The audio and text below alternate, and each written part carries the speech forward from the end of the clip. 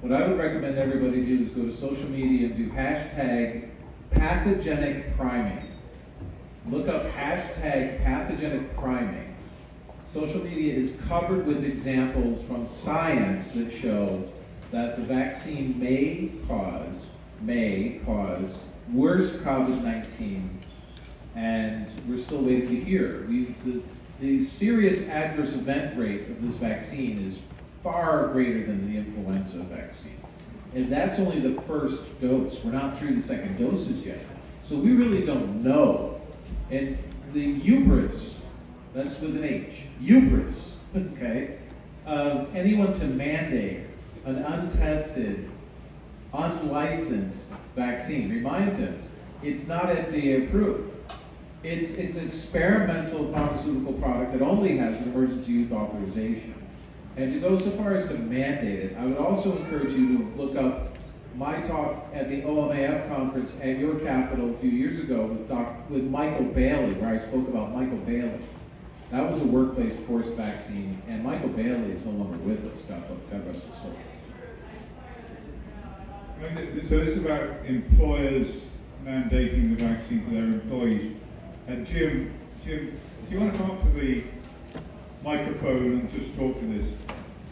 Jim, as you know, is a lawyer, but told me about a precedent case, an extremely important case that actually defines the way this is going to go in the future. I think it's the Maryland case.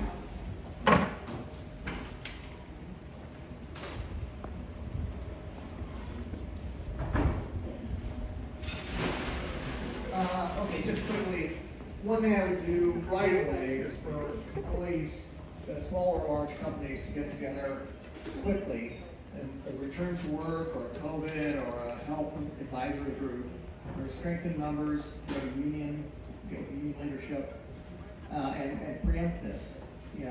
Agree to something reasonable like tests and surveys and temperature checks or something like that before they impose mandates. On Andy's point, this is the no jab, no job rule. And that's going to come up. That'll be probably an alternative before the states get around to mandating it. I don't think in the short run it's going to happen because the emergency use authorizations, which could go on for years, at least 2024, are based on the finding that the risk of the disease is so much greater than the benefits of even an unproven vaccine, product, drug, or treatment. And no employer would get caught dead requiring something that's absolutely and positively still regarded legally as an experiment. So I don't think this is an immediate short-term concern, as long as there are EUAs covering vaccines.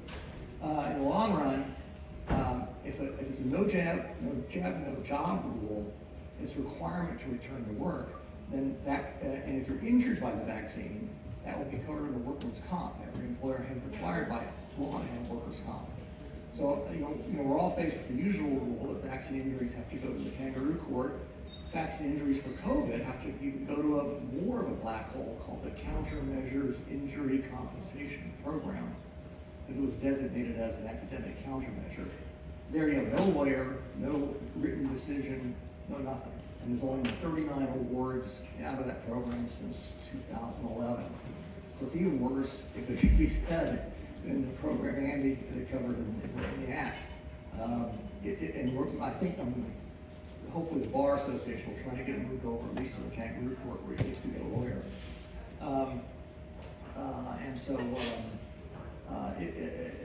Because it's a workplace requirement, though, you'll be able to sue your employer under the workers' compensation program.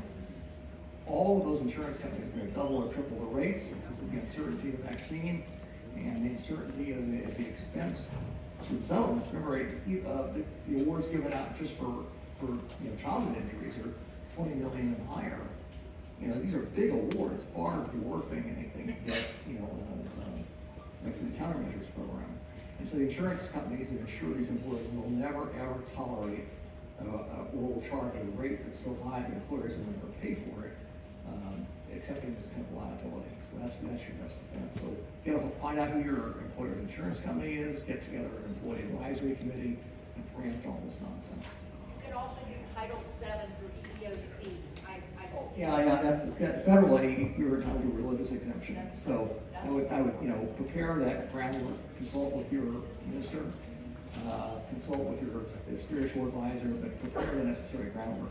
So that's probably the whole, and there's state law, state civil rights commission here, you'd be entitled to the same religious exemption there, but the federal rule only applies to companies bigger than 15. I think the state rule is companies bigger than 5, maybe it's more. And one critically important thing is drag out your contract. See what your employment contract says. If it has nothing to do, look at your contract. If it doesn't say anything about anything healthcare wise, like if you're not military and you're not required to do these things, look at your contract and say, no, it's not there. You can't do that. And so then they're in violation of the contract, so fine. They can fire you and you've got cause for money right there. So, because if it's not, each individual has a contract, look at it. That's my friend Peggy Hall, thehealthyamerican.org. Look up thehealthyamerican.org. She'll help you throughout the country. Okay, I have one thing to say too about this. So I have some friends that work at a hospital. I'm not going to say which hospital, so I won't get anybody in trouble. But they were given some information of how do you feel about the COVID vaccine.